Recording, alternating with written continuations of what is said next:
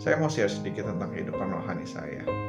Nama saya Martono, dan saya dulu adalah beragama Katolik sejak saya TK sampai saya lulus kuliah. Mungkin kira-kira 2-3 tahun setelah lulus kuliah itu saya masih beragama Katolik. Saya tahu dan saya mengerti tentang ayat-ayat di dalam kitab suci saat itu, tapi mungkin hanya dari kulit luarnya saja. Saya tahu tentang kulit luarnya saja karena tidak ada yang membimbing saya dalam membaca kitab suci dan mengerti tentang firman-firman. Karena tahu tentang kulit luarnya saja, saya tidak bisa menerapkannya dalam kehidupan sehari-hari. Hari Minggu saya ke gereja, tiap minggu saya tidak pernah miss ke gereja.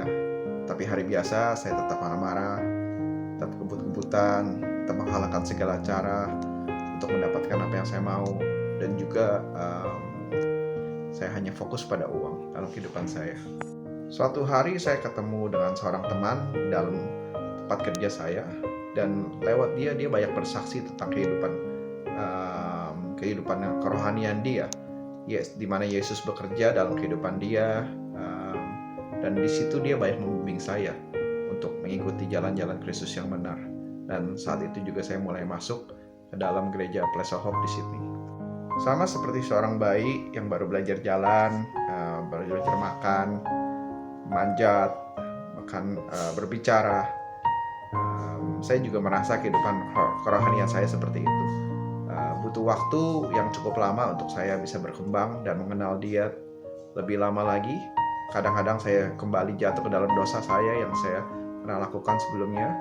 Tapi saya percaya Bapa yang di surga yang sangat sabar dan juga didukung oleh komunitas kuat dari gereja Place of Hope, saya bisa kembali lagi ke jalan yang benar. Momen di mana saya bertobat dan benar-benar sungguh-sungguh ingin mengikuti jalan Yesus adalah saat saya mengikuti camp gereja. Ya, di camp gereja itu dibahas tentang hati Bapa, di mana digambarkan kita atau saya adalah hanya sebuah titik, sebuah debu. Tetapi Bapa di surga sangat sayang dan sangat memelihara kita. Menariknya kehidupan kekristenan adalah tiap hari adalah hari yang berbeda menurut saya. Di mana saya tuh terkadang sharing kepada Bapa di surga tentang kegiatan-kegiatan sehari-hari saya, di mana saja, di mobil, di kamar, dan perlahan-lahan dia bisa menjawab saya. Dia mulai berkata-kata, dan dia bahkan mengajarkan sesuatu lewat ayat-ayat yang ada di dalam kitab suci. Itu saja untuk sharing sebentar saya. Terima kasih.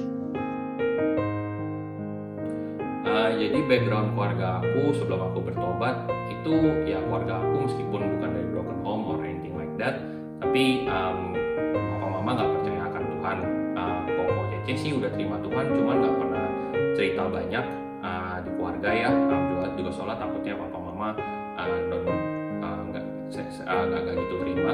Terus aku sih dari kecil udah sekolah Katolik ya, jadi secara pengetahuan aku udah tahu lumayan tentang Tuhan Yesus, tapi ya nggak pernah ngalamin apa-apa secara spiritual. Terus kalau yang ngajak ke gereja juga tuh teman yang ngajak ke gereja namanya Wiro. Dia awalnya juga ke gereja gara-gara aku gak gitu ada kegiatan, jadi juga nganggur, jadi aku sekalian aja ke gereja, tapi juga ada setengah penasaran juga di situ.